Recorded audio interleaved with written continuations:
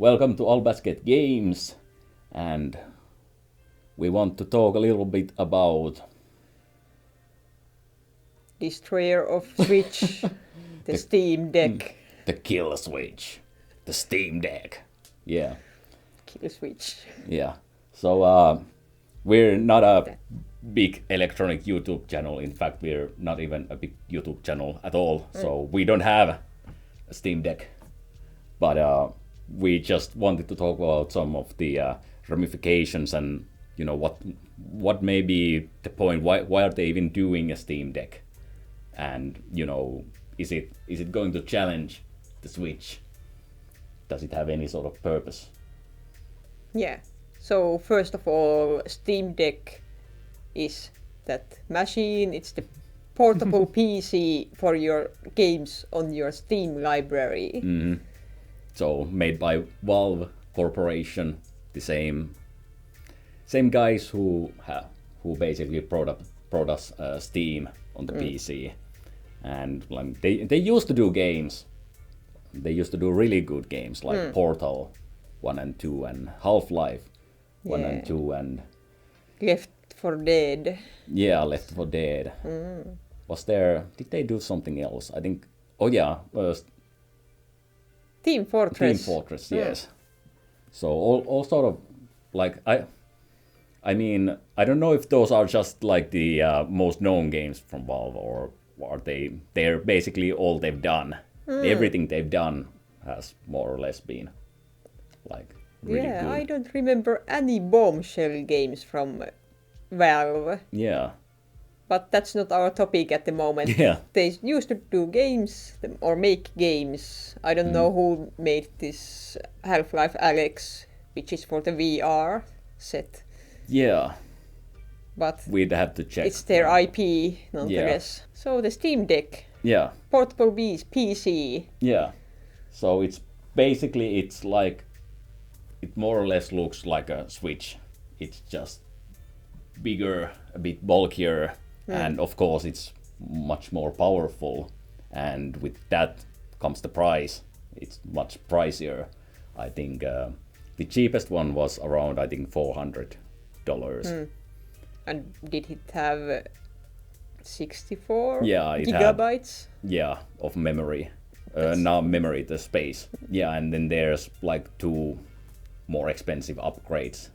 I think the biggest one had something like over 200 gigabytes.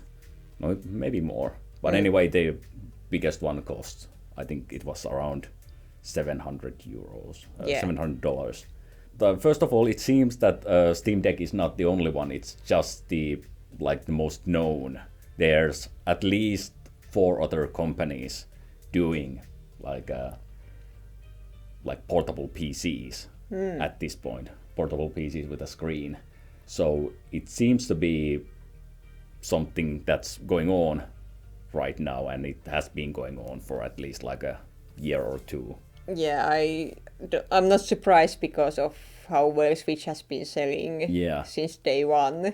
So there are definitely many companies really keen on getting to that pie. Yeah. We once again we needed Nintendo to show what people really wanted. And that tends to happen. So it was the same thing with the Wii. Everybody, Sony and Microsoft both wanted to try their hand at the motion control things. Well, Switch is the one regarding the Steam Deck. Why Steam Deck exists at all is because Nintendo brought in this gaming machine that has a screen. But one would ask, well, everyone has phones and iPads. What's so special about the Switch? Well, it docks easily to the TV. Yeah. You just put it in there and it's instantly there. And even this iPad we are filming it on. Yay, you now know how we filmed this. Yeah. It is easy, but it's a little bit. You have to know how to do it. Yeah. Whereas Switch is, you have this dock. It's you can't go wrong with that. Mm-hmm. You put the dock in and you put the machine in the dock. Mm-hmm. They can just look at the console and instantly know how to handle it. Mm-hmm. And of course, the physical controls are very essential for any gamer who really wants to play good games with good controls, because I've played many games. One of them was Bastion from Supergiant Games. That's a very nice game, but I used iPad's the screen to control it, and it's finicky. Yeah. You can play it, but I'd really prefer to have a physical pad under my thumb and physical buttons, so I really actually know what I'm pressing at any moment. And that sort of brings up the other question that, I mean, there are controllers for phones and stuff. So you can basically add like a physical controller around the phone and then play that. But even those, like, I don't really actually, I don't know how much those are selling, but it doesn't seem like those have like caught the wind or caught the fire as well as Switch has. So there is still like whenever I think about it, it feels like Switch did so many things correctly, and of course, like there are trouble with it, like the Joy-Con drift and the problem with the hardware, and of course it's not very powerful and so on. But just the fact that there are physical controllers, and you can, it's not like your iPhone or iPad or whatever in that, or smartphone in general, that you have to have it like mobile. You can just easily dock it and then you can play it on the TV, and that's a very big thing for both of us, because if the Switch was just like a dedicated handheld, well, of course we do have all the dedicated handhelds from Nintendo, but in that case it would just be a dedicated handheld. It wouldn't be like this machine that works both as a home console and the dedicated handheld. I'm just trying to see how many times I can see dedicated handheld in this video at this point. But yeah, that's the big selling point, and I don't actually know how it works with the Steam Deck. Well, obviously it doesn't have a dock, but can you, I don't think you can combine it with like a TV, because I really have to check. Yeah, I'm pretty sure you can, because unlike in the Switch, you can't actually take the controllers apart. The overall, it kind of seems more like the idea with Steam is that you already own Steam. Probably if you're a PC gamer, you own Steam, you have this big library, and now you can just play it on the go as well. But it does feel like you can just buy that machine and then, okay, so now I have a functional gaming PC that I can play on the TV and on the go, like you can with the Switch. So yeah, it's more powerful, but maybe you can't play it on the TV. Or even if you can, okay, you're going to have to buy a separate controller, maybe an Xbox controller or something else, or just have a really long cable to attach it to the TV and play with that sort of bulky Steam Deck.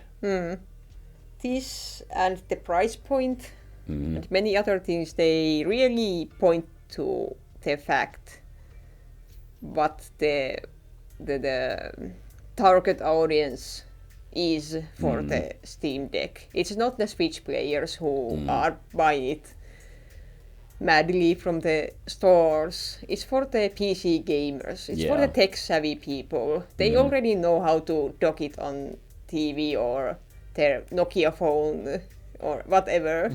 They already know how to do it. And that's so evident in the Steam Deck's marketing and the the material they pushed out, because the CAD files are out now. You can download them and check the whole thing, architecture on your 3D program. You can check out the architecture and mod it however you like. And they even published some time ago, or Valve published a video where they took the Steam Deck totally apart, part by part. So it's so obvious that they really want you to know what this machine is made of, so that you can replace the parts and you can customize it with your 3D printer and your own tech savviness. Yeah. You can do anything you want with the Steam Deck, and that's what Valve is pushing very hard. And in that point, it does feel like, well, first of all, it's not really going to compete with the Switch. And I wouldn't even say, like, at first it felt like maybe this is like, because a lot of people are waiting for, like, the Switch Pro. Well, I wouldn't say a lot of people, but, you know, majority of Switch users don't care about Switch Pro. But there is some segment that is, like, hoping that there would be a Switch Pro. Or like new Switch, I guess, if you're looking at how Nintendo likes to name their consoles. Or new Nintendo Switch XL.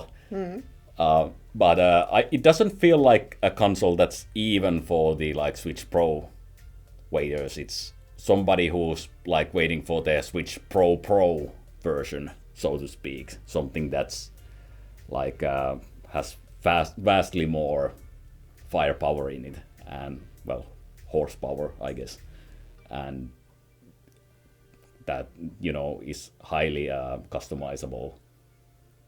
And yeah, I think if I understood correctly, you can even, I think it's running on the Steam's own system, which is based on Linux, but you can install Windows on it, and then you can possibly play games other than, you know, just Steam games as well. Fire up that DOSBox and play some Monkey Island there. Yeah, or Scum VM. You can play Ultima 4 on DOSBox. It's free. For that, indeed, it doesn't seem like it's really competing with the Switch, and I don't think like I don't remember what, but there was some project related to Steam Deck that's actually called Kill Switch. For people who are looking for like a Switch Pro, then this is something that they're possibly getting. Yeah, and I really want to give props for Valve. They really know what they are now doing with Steam Deck. They are trying to make it very user-friendly in that sense, that you can mod it any way you want. And also they are very transparent with the hardware files. And altogether they seem very friendly in their marketing and anything they put out for the Steam Deck. And I really like that they, well, we don't believe it's a Switch killer by no means, but it does give some valid, some, you'd say, baseline what a machine like Switch could do. Nintendo is very weird company. They probably don't care about it at all, but it might trigger some synapses in the brain somewhere in Nintendo's headquarters or something, or at least some other competition might look at Steam Deck and think what we can do to find ourselves that segment that will resonate with our machine, because Steam Deck is gonna be very niche device. Yeah. And there's gonna be a lot of room for maybe Asus or Acer to bring in some kind of mid-tier machine there. Or any of those other companies that are already making their own, or I think many of them already have like their machines on the market. At least I've seen some of them. Yeah. Well, not being sold, but in videos. Yeah, but Nintendo has that benefit of Switch is a specific console. It's so easy when you go to a store and see a game that it has the printing on it that it's for the Switch. You know it will work on it. Yeah. But even on the Steam Deck, I heard they have this symbol that they attach to all the games that they have verified that will work on Steam Deck. And there are 3 symbols. One is that it's fully compatible, and then there's this middle sticker or symbol that tells that there might be some finickiness or some problems with the game, but it will run. And then there's the 3rd symbol that will tell you that we don't know if this works or not. Yeah. So they are at least trying to make that easier for the customer to know if they can play the game on their Steam Deck or not. But that's gonna be a little bit of problem that you have this game and then you see, oh, this doesn't work on Steam Deck. Yeah, it's strange that I mean, we've come a long way, I guess, from like, I remember back in my youth, like computer games were always like this hit or miss. Like, is it gonna work on my PC or not? And console games were always that, straight guarantee that, yeah, it's gonna work. And I think PC gaming has like improved a lot in the past 20 years, but it's still somewhat finicky in that sense. And I mean, especially I have some games on Steam that I think, like the original Grand Theft Auto games, I think 1 and 2, I'm pretty sure that, it doesn't show any like FMVs or those cutscenes that the game has. I mean, it doesn't have a lot of cutscenes. It has, like, when you make to the end of the stage, there's like one cutscene at the end of every stage, and that's it. But yeah, those don't seem to work. So it just seems like in that sense, there's no guarantee that it's going to work even on your PC or on the Steam Deck for some games. Of course, Steam has a lot of games, so surely most of them will work, or, well, most of the ones that you care about. Yeah, and I think that's one... It seems very silly or small thing, but when you think about the average gamer or average customer, I don't want to say consumer because customer is the right word. Yeah. But anyway, that's very big deal. At least I'm the kind of device user that always sees a device and thinks, how do I know my software works on this machine or this device? There's always this little bit of nagging behind your back, behind your head, that does this work? Will it work? But with dedicated consoles, there's no trouble at all. Even if we got a Switch Pro, and then that would mean that there are gonna be games that are only going to work on Switch Pro, but at least the cover says so, at least the game box will say so on the cover. Yeah, it's going to be very apparent. Like it was with the 3DS games, and I think original DS games, I guess, as well. So there were only a couple of games that required you to have specifically the new 3DS. Even that's very hard for some people to understand. Yeah. But it's this user friendliness, battle for user friendliness, how much you should have at that and how much you should disregard that, because people are stupid. The average mom buying the console for their kid won't know the difference with Switch Pro or Switch game. or not even the rich mom, but probably the poor mom, who even more so is so busy that she doesn't really want to think about it and just get something to make the children shut up. Yeah. And as long as there's these little things that make your life a little bit harder, just the fact that you might get disappointed, oh, this game doesn't work, so I have to go back to the store and return it. It's a chore to do Yeah. that. I even remember you mentioned the old PC gaming times when our mom bought some PC games, and it was very recurring problem. She would bring in a PC game, and then we try to install it and see that, okay, it doesn't install. Back to the store with you. Yeah. And I think actually that's one of the reasons why I really like GOG.com, because they, with many games, like especially with like the old PC games that are running on DOS or DOSBox nowadays, all of those games come with like the DOSBox configured so that it's very likely to run. It may run a bit too fast or a bit too slow, so you may have to press a couple of function buttons to reduce the cycles or up the speed or whatever. But aside from that, it's guaranteed to work on your computer. So that's something like, it feels like GOG.com tried to be sort of that, you know, or basically offer that console experience with the PC.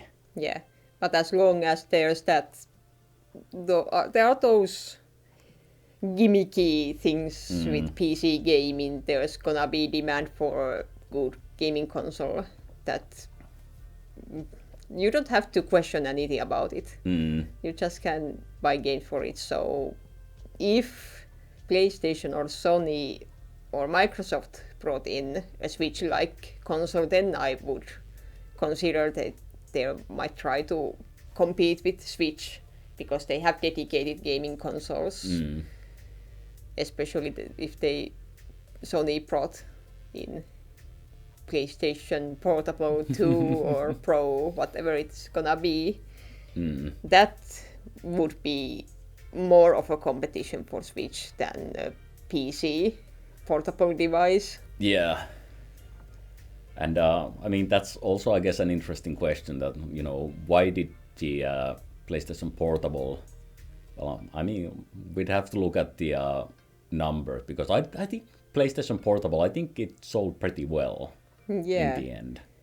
But I think Vita, the second iteration of PlayStation Portable, it was very popular in Japan, I think. Yeah. But in the Western market, I'm pretty sure it didn't meet their expectations. Yeah. So it sold well, but it didn't meet their expectations. Something like that. I'm pretty sure there was some. Why they would have made another console if it worked well. Yeah, I mean, it was around the launch of Switch. The PlayStation boss mentioned that they don't see like a market for these dedicated handheld devices, and they're not going to do another one. And like, we're now 5 years into the life cycle of Switch, and they haven't made another one. So I'd imagine that, yeah, they're probably going to stay that way. And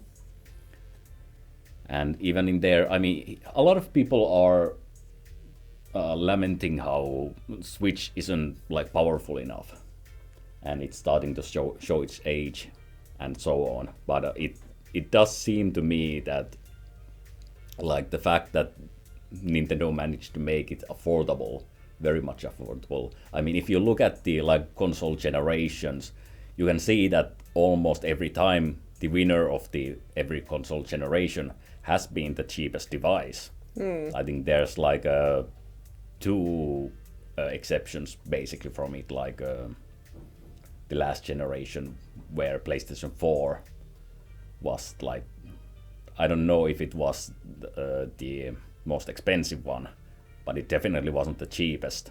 Wii U was the cheapest, but Wii U did really poorly. And back when Super Nintendo Mega Drive were competing, I'm pretty sure that, or Sega Genesis for the American audience, I'm pretty sure that Super Nintendo was like the more expensive one. But I think they were more or less neck and neck, those two consoles. Yeah. So the price point has been really important, and that's, I think, one of the other reasons why, I don't think Steam Deck will be all that popular. Even the cheapest one is Was on par. $400, Yeah. I think. And I think Switch is around 300 or 350. And it might feel like, why wouldn't you put $100 extra dollars for, a lot of more power? But a lot of people don't. So a lot of people seem to have this that, $100 is a lot of money, so I don't want to, or I can't even put it there. Some people maybe have to take a loan just to buy,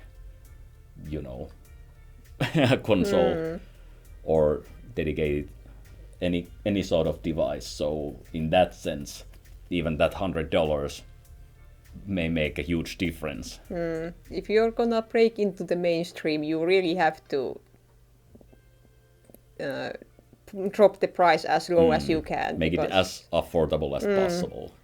With Steam Deck, if you're gonna get a Steam Deck, you probably already own a lot of games. Would there be a scenario where someone buys the Steam Deck just because, yes, nice thing that's more powerful than Switch, and then, there's Steam, and then you start buying the games after that? That sounds very weird because of how prominent Steam is. Yeah. It feels like every PC has a Steam by default for some reason or something. Yeah. But yeah, this train of thought just came from, Switch is cheaper, but when you start buying games for it, is it gonna actually become more expensive to own a Switch with your games? Actually, probably will, because, it depends on how you buy games for the Steam. But even if you don't own any games for the Steam, there's pretty often a lot of those summer sales where a lot of games are just 90% off, even in the best case scenario. And humble bundles where you practically choose what you pay, almost.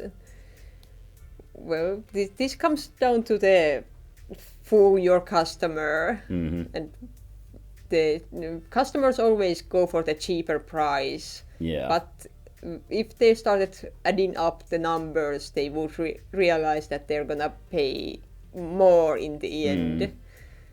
Yes. And that's kind of the problem, not just with customers and gaming, but with everything. Like every time, let's say our our city wants to build a bunch of new houses, so they contact a bunch of building companies, and then they're like, give us an offer, how much does it cost if you make these houses, and of course they're gonna choose the cheapest one. And in the end, it may be the project that takes the longest than if they do any of the other offers. And it may be a poor building, so they have to put more money into maintaining it and whatever. So it wasn't a good choice. But every time everything falls into that, and it's the starting price. How much does it cost to get into this? This is the tangent we were looking for. Yes. But it is true. It is about what customers are drawn to. And Steam Deck, Valve is obviously targeting the people who have the money and are willing to put the money into maybe it's their job or it's their hobby to build PCs. Yeah. So they don't care, or they really care about putting money into their hobbies, and that's fine. Some other people want to rig their cars, or buy new cars, or buy books, or everyone has their hobbies, and stuff they want to put their money in, and Valve is definitely targeting the people who really want to put their money into good PC gaming on the go. Yeah. And that's fine. Some people will be very happy about it, and I'm very happy for them, because it's been a very long time since Switch came, and there hasn't been any significant device like it making the waves as the Steam Deck is doing now. Like one thing I'm concerned about is that, you know, Steam Deck obviously isn't Valve's first like a venture into this sort of trying their whole own like console thingy. They had the Steam machines, so basically you buy a PC that came with I think it came with like Linux. Well, it probably is more or less the same OS that the operating Steam, software, the operating software that Steam Deck is going to use. So sort of it kind of like a PC that where it's very easy to play games if you already have a Steam account and you own games for this PC. And so they made these like fancy controllers for that game, that machine. Or well, you can use them with just normal PC as well. But I only later, like years later, heard that the controllers were actually pretty like shoddy quality. So they didn't really put much effort into them, and they wouldn't feel very good, and they would break all the time, something like that. So I had this image in my mind that it was a really high quality controller, and it was very specifically designed and very well made, but apparently not. So that sort of makes me worried about like the Steam Deck as well. Are they going to make this a high quality device? I mean, of course, the better part is, as we mentioned, it's very configurable. So even if it has like the Joy-Con drift with Nintendo Switch, the problem is that these sticks here, basically they start drifting. So even if you're not touching the stick, your character will still walk in some direction, because the game or the controller thinks that you're holding the stick in some direction. And then there's like a sort of like an input lag when you try to turn it to another direction. It doesn't register, or I mean, it only registers after like a second or so. So it feels like with Valve making Steam Deck so configurable that they're sort of already seeing that, okay, that may probably happen with our product as well. But it's okay, because you can just break it apart and everything here is easily replaceable and so on.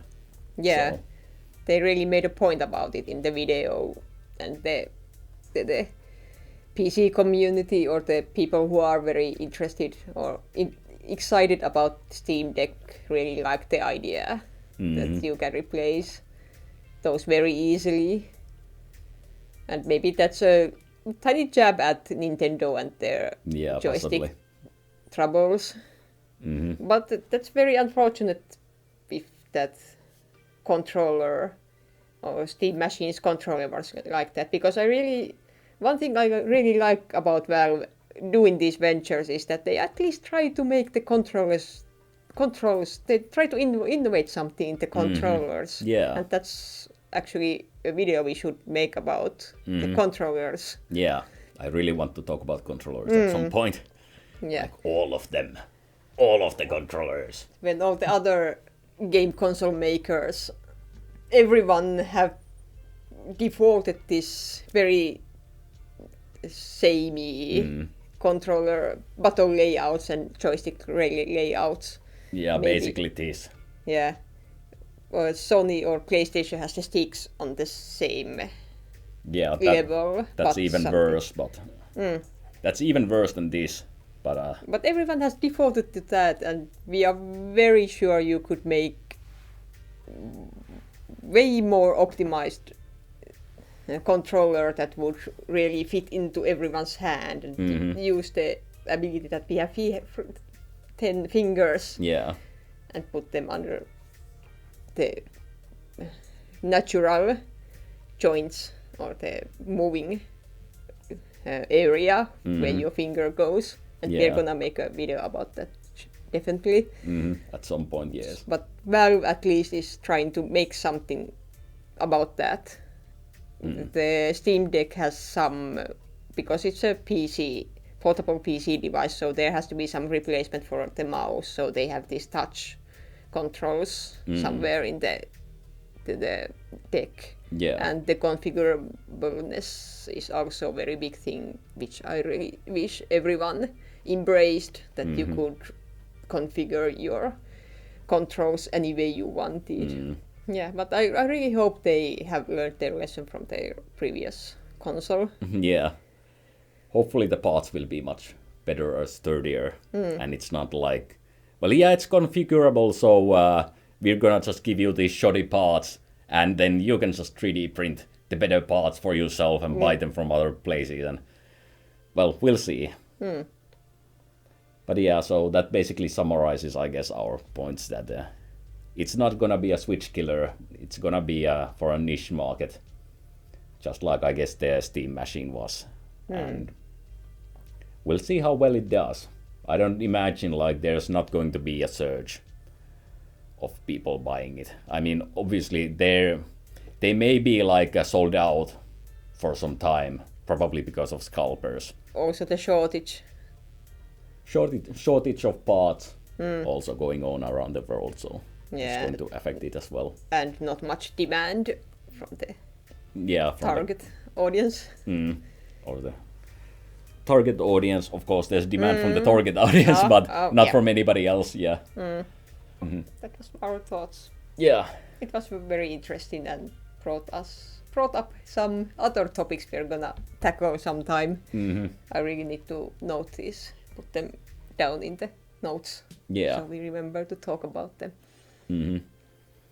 So we've been All Basket Games, and if you have any thoughts about the Steam Deck, if there's anything, I know we got probably a lot of facts wrong and stuff like that. So please be sure to teach us, as well as hopefully you got something out of our discussion.